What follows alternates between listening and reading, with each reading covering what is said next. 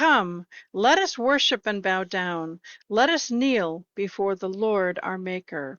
For he is our God, and we are the people he watches over, the flock under his care.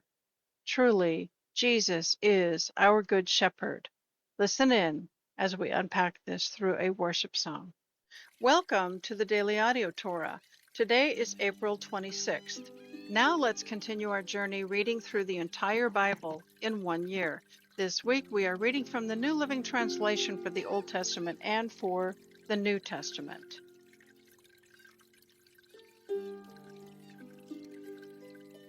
Leviticus 9, 1-13.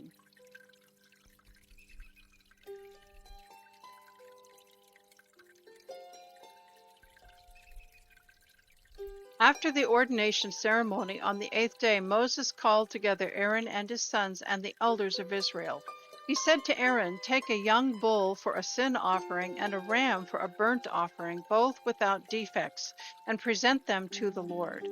Then tell the Israelites, take a male goat for a sin offering, and take a calf and a lamb, both a year old and without defects, for a burnt offering.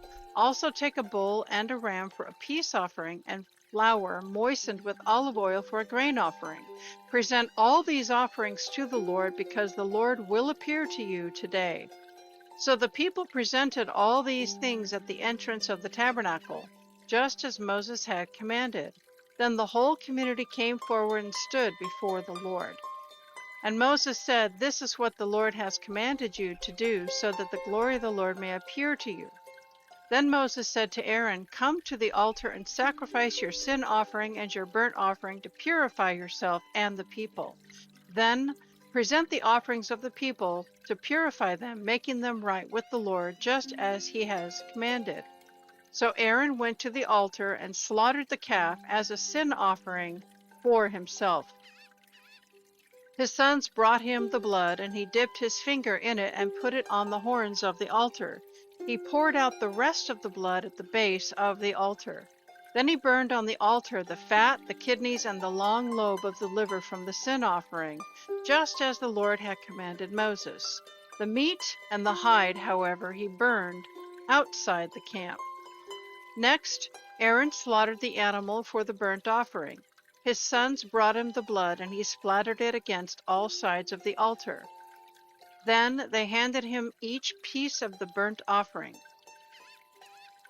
including the head, and he burned them on the altar.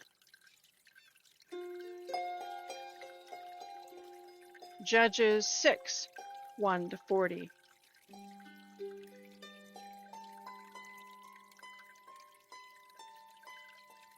The Israelites did evil in the Lord's sight, so the Lord handed them over to the Midianites for 7 years.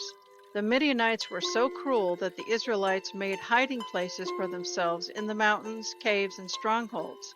Whenever the Israelites planted their crops, marauders from Midian, Amalek, and the people of the east would attack Israel, camping in the land and destroying crops as far away as Gaza. They left the Israelites with nothing to eat, taking all the sheep, goats, cattle, and donkeys. These enemy hordes, coming with their livestock and tents, were as thick as locusts. They arrived on droves of camels too numerous to count, and they stayed until the land was stripped bare.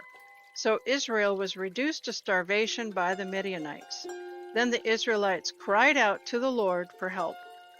When they cried out to the Lord because of Midian, the Lord sent a prophet to the Israelites. He said, "This is what the Lord, the God of Israel, says. I brought you up out of slavery in Egypt. I rescued you from the Egyptians and from all who oppressed you. I drove out your enemies and gave you their land.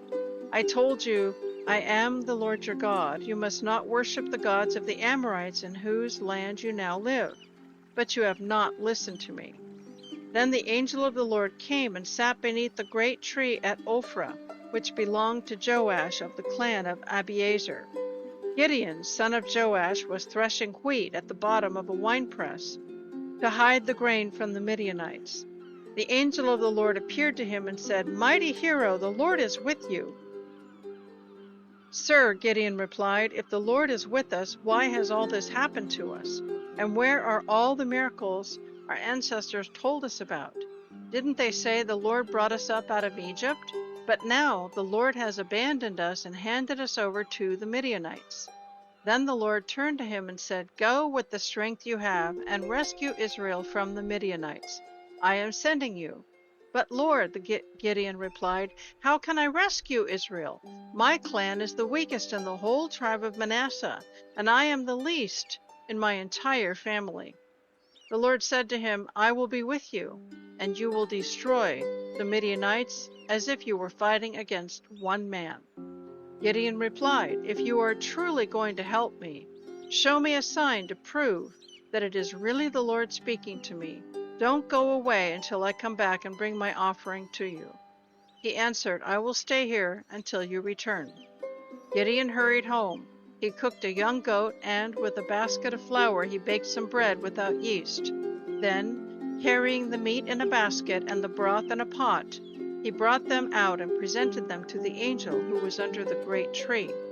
The angel of God said to him, "Place the meat and the unleavened bread on this rock and pour the broth over it."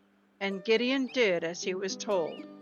Then the angel of the Lord touched the meat and bread with the tip of the staff in his hand, and fire flamed up from the rock and consumed all he had brought. And the angel of the Lord disappeared. When Gideon realized that it was the angel of the Lord, he cried out, "Oh, sovereign Lord, I'm doomed. I have seen the angel of the Lord face to face." "It is all right," the Lord replied. "Do not be afraid. You will not die." And Gideon built an altar to the Lord there and named it Yahweh Shalom, which means the Lord is peace. The altar remains in Ophrah in the land of the clan of Abiezer to this day. That night the Lord said to Gideon, "Take the second bull from your father's herd, the one that is 7 years old. Pull down your father's altar to Baal and cut down the Asherah pole standing beside it. Then build an altar to the Lord your God here on this hilltop sanctuary, laying the stones carefully.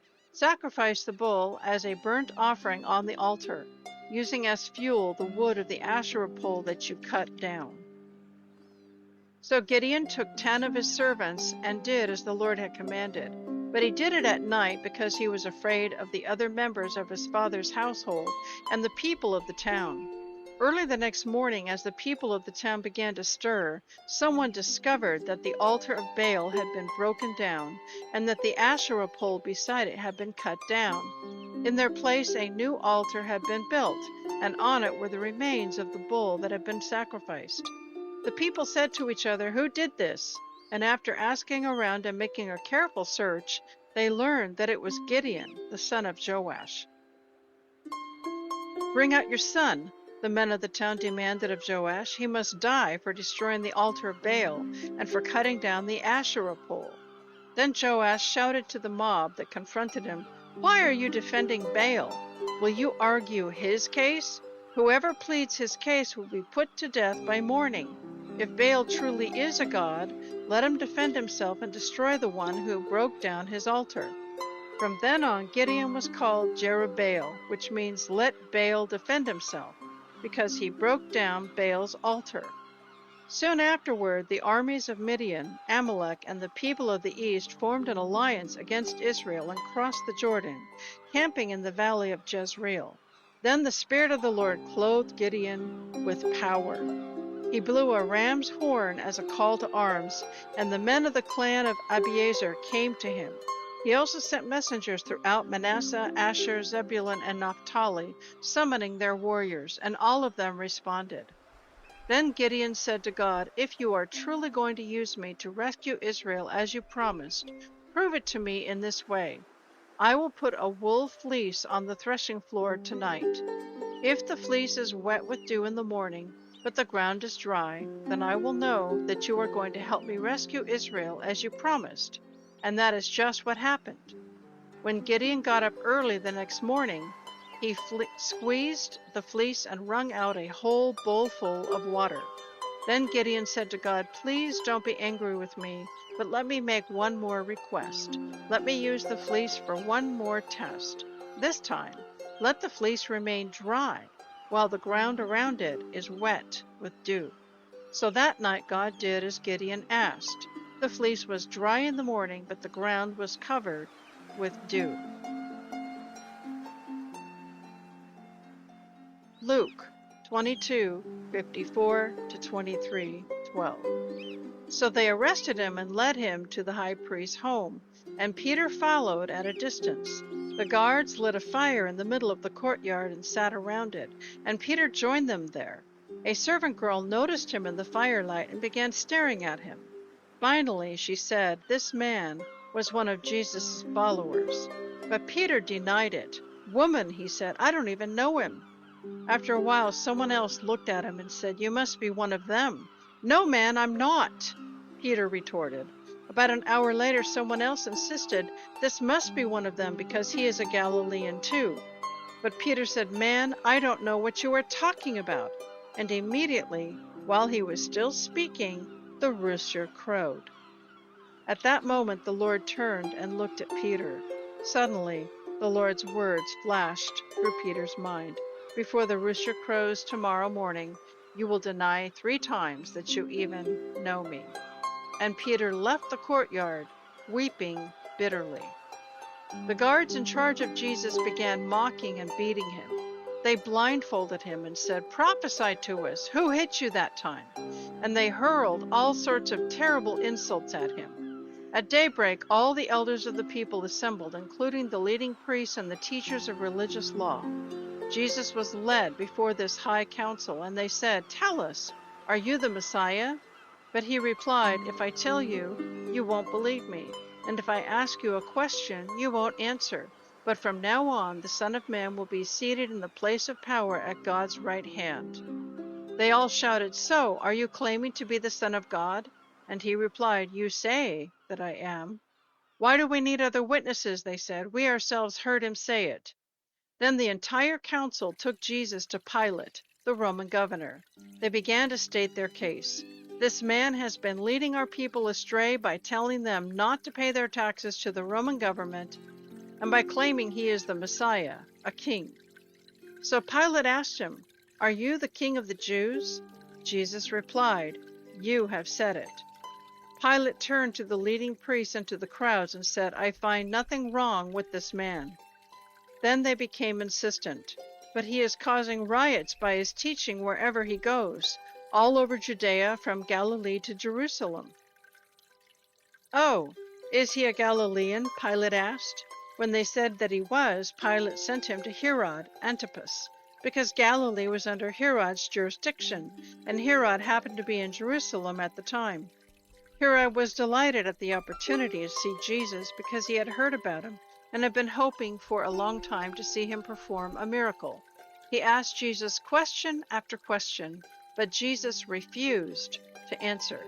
Meanwhile, the leading priests and the teachers of religious law stood there shouting their accusations. Then Herod and his soldiers began mocking and ridiculing Jesus. Finally, they put a royal robe on him and sent him back to Pilate. Herod and Pilate, who had been enemies before, became friends that day. Psalm 95:1 to 96:13. Come, let us sing to the Lord. Let us shout joyfully to the rock of our salvation. Let us come to him with thanksgiving. Let us sing psalms of praise to him. For the Lord is a great God, a great King above all gods. He holds in his hands the depths of the earth and the mightiest mountains. The sea belongs to him, for he made it. His hands formed the dry land, too. Come, let us worship and bow down. Let us kneel before the Lord our Maker, for he is our God. We are the people he watches over, the flock under his care. If only you would listen to his voice today.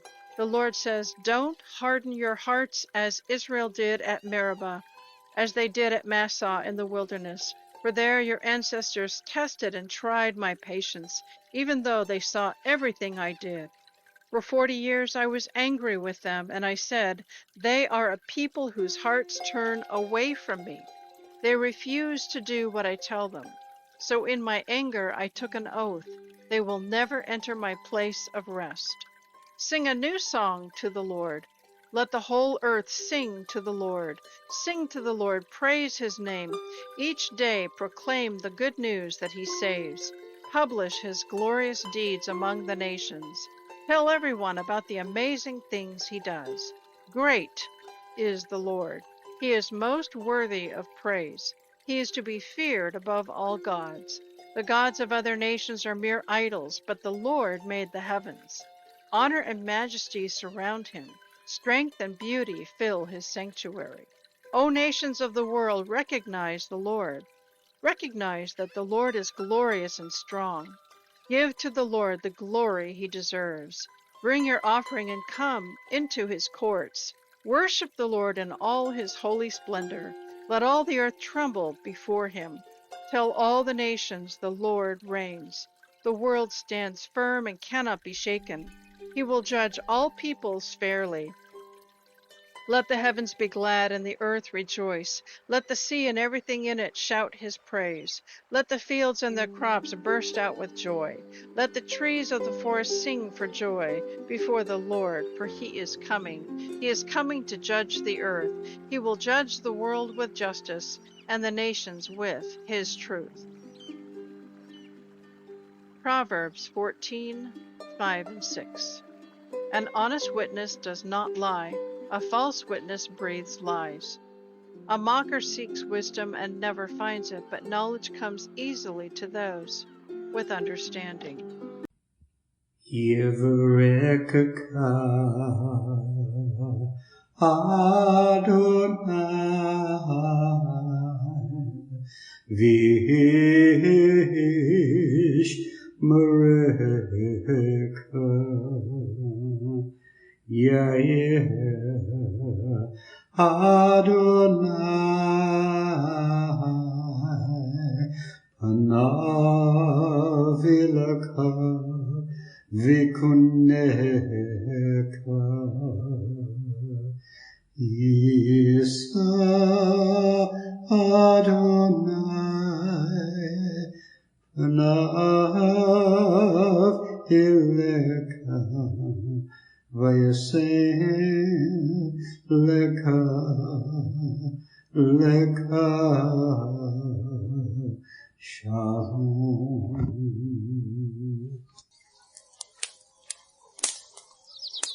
The Aaronic blessing from Numbers chapter 6, 24 to 26. Adonai bless you and keep you. Adonai make his face to shine upon you and be gracious to you. Adonai lift up his countenance upon you and give you peace.